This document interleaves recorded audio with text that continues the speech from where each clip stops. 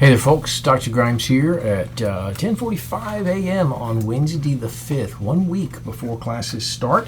Wanted to record a little video to just give you some clarification on grading.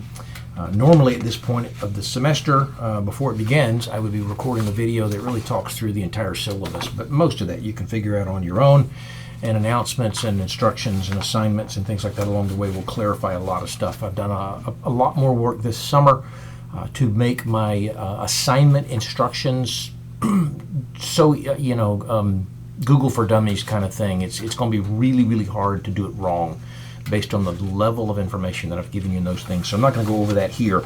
I am going to talk real quick about grading.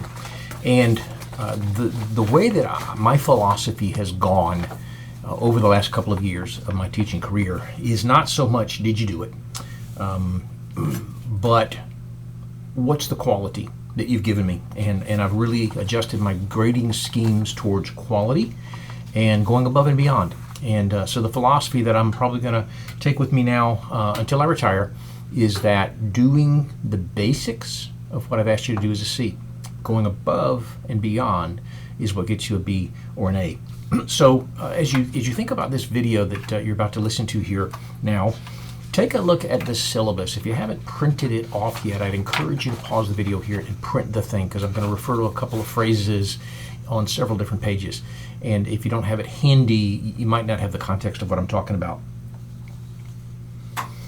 I'm presuming that you have printed the thing and that you've got it in front of you. If not, at any point in time, obviously, you can pause the video and print the thing. But I'm going to start you off by looking at page number 4 of 7 in our syllabus. Well, it's our course plan now. That's been so confusing here on campus. They have redirected what we have done for thousands of years in terms of what we call a syllabus into a subset of the syllabus. It's something the Board of Regents is driving us to do.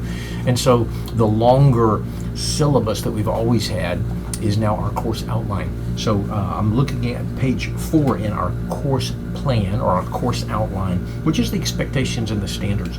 And as I was mentioning before, simply doing what I asked you to do is the bare minimum. And that's what gets you a C. If you want to get a B or an A, you got to go beyond what I ask you to do here. So let's talk real quick about what that means. If the assignment is to answer questions 4, 5, and 6, and they're kind of basic questions, and you answer questions 4, 5, and 6, and you do it in a sentence or two for each one, I'm going to look at it, I'm going to go, yeah, you gave me the answer, but you didn't give me anything more than that. So it's going to be worth a C.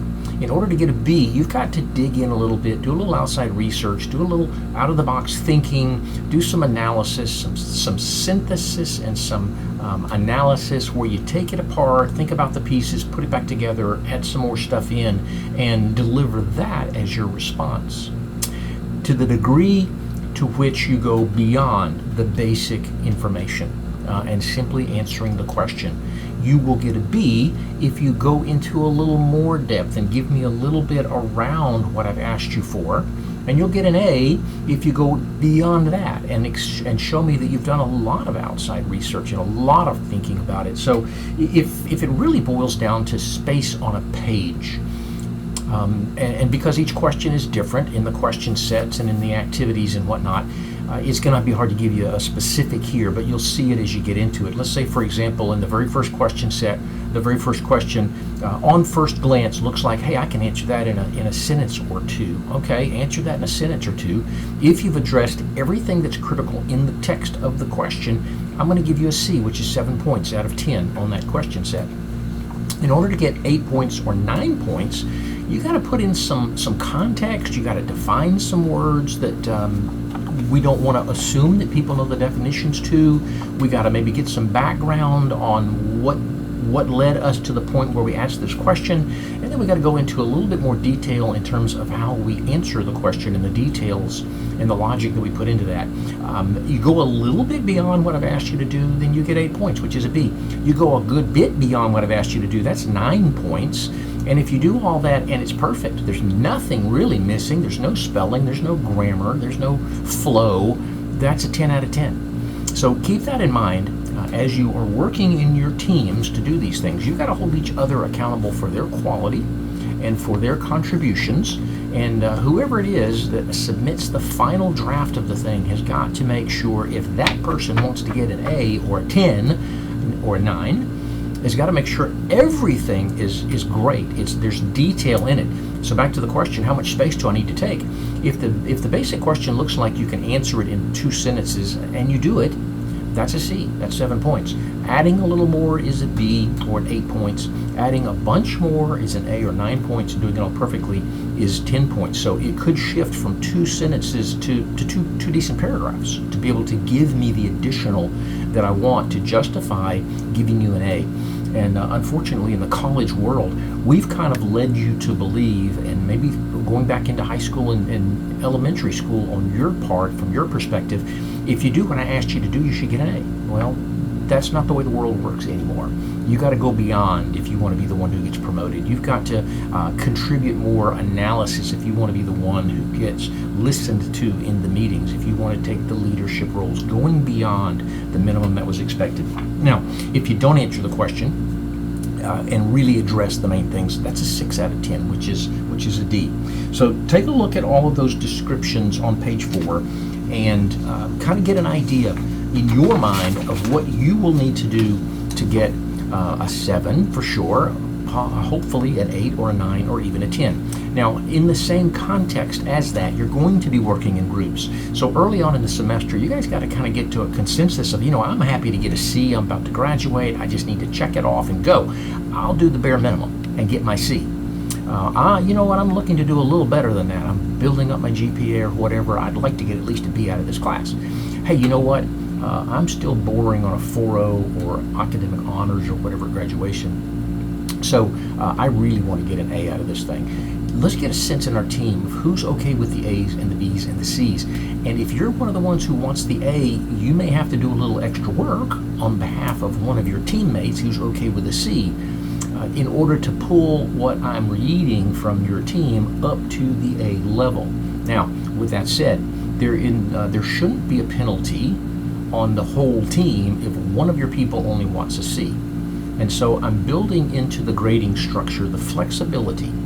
Whoever submits this document on behalf of the team, so if you got a team of 4, 3 of you do nothing in terms of the Dropbox, and 1 of you submits a file on behalf of all 4 of you. Now, whoever it is that's submitting the file has the freedom that week to say, you know what, our team is Adam and Barry and Charlie and David, and me being David, right? And I feel like the consensus is that Barry did very, very little and is happy getting a C, okay? With your,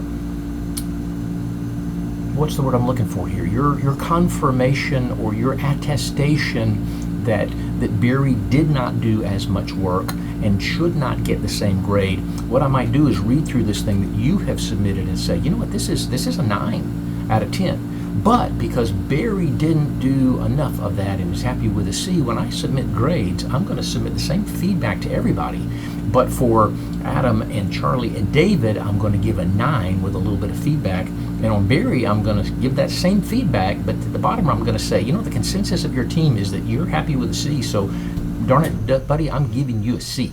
And that person will get the points deducted to equal a C. Now, it's going to be really, really important that you're honest with me and you tell me when folks don't make the effort. And it doesn't need to come down on your shoulders, because if David submits the assignment and Barry says, oh, my team said I didn't contribute as much and I got a 7 on this thing, I don't want Barry to be mad at David.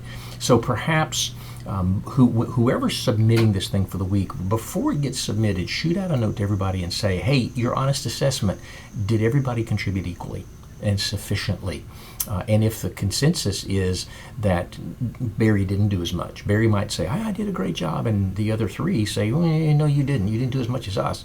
Then I'll be able to say, your team has told me that you didn't do as much, and so your grade's a C. Next week, we can work on making that better.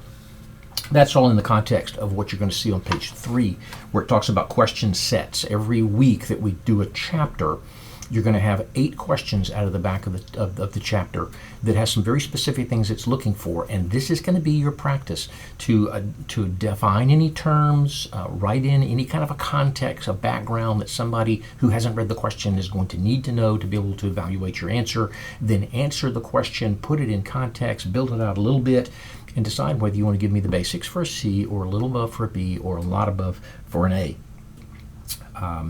Likewise, with the projects, the way the class is laid out, week A is going to be a chapter, week B is a chapter, and week C is a team project that takes what we found in chapters A and B and puts them into a real world scenario where you're building over the course of the semester a training program for an organization. So when you write up the answer or the results of what you've come up with for the particular project over those 2 chapters, same thing, whoever submits it has got to make sure that it meets the standard of the work that's required to get the grade that person wants to get. So it could very well be that all 4 of us feel like we've done a great job. I'm submitting it, and it's not to my standards for an A, and I'm going to improve it all. And then I'm going to say, I think these other folks should get a B when I hope to get an A, or Barry should get the C or the D or whatever, based upon what that person submitted to me for the final project. Hopefully that helps you understand a little bit of what I'm going for, so that there aren't a whole lot of surprises in terms of my grading, which is very subjective, at the end of each question, at the end of each question set total, at the end of each project.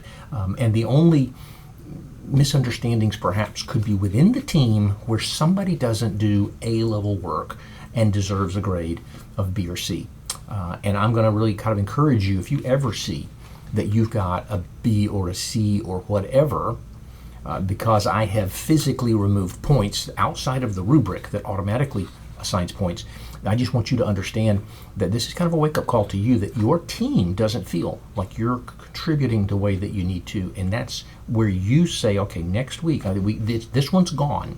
We're not going to argue this one. We're not going to reevaluate this one or reassess this one or negotiate on this one. This grade's in, it's over, it's done. Next week, I'm going to step up my game a little bit. Hope that makes sense. Hope that helps you to understand where I'm coming from when I'm grading, and that this is going to make it a really, really easy semester to get your A or your B towards your GPA and your graduation. Looking forward to see what your teams do with the work that I've assigned.